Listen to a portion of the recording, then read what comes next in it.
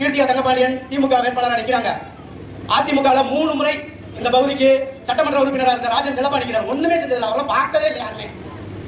ஒரு கூட்டமா போய் ஒரு நோட்டு மாதிரி எடுத்து இவங்கெல்லாம் நம்மளுக்கு ஓட்டு போடுவாங்க.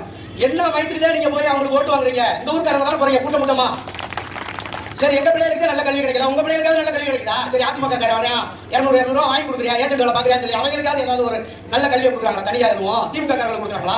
இல்ல நல்ல மருத்துவம் எங்களுக்கு கிடைக்கல, உங்களுக்காவது நல்ல மருத்துவம். சரி வாப்பா, இந்த வட்டம் 200 ரூபா வாங்கி மக்களுக்கு கொடுத்து நல்லா டிஸ்ட்ரிபியூட் பண்ணி ஏஜென்ட் வேலை பார்த்தா உங்களுக்காவது நல்ல மருத்துவம் கொடுக்குறாங்களா? ஒண்ணுமே கிடையாது. சரி, குடிநீர் 15 ரூபா கொடுத்து வாங்குற ஒரு குடம், அதாவது உங்களுக்கு ஃப்ரீயா கொடுத்தாங்க. சரி பாப்பா, ஏஜென்ட் வேலை பார்த்தா 200 ரூபா வாங்கி கொடுத்து ஓட்டு வாங்க, நம்மளுக்கு ஓட்டு போட்டா அதுக்காக உங்களுக்கு சரி 15 ரூபா குடிநீர் வேணாம், உங்களுக்கு ஒரு 5 ரூபாய் கொடுக்க ஒண்ணுமே கிடையாது. தேர்தலுக்கு அப்புறம் உன்னை கண்டுக்கவே மாட்டாங்க. நீயா போய் ஐயான்னு நாய் மாதிரி தெரிய வேண்டியதாக.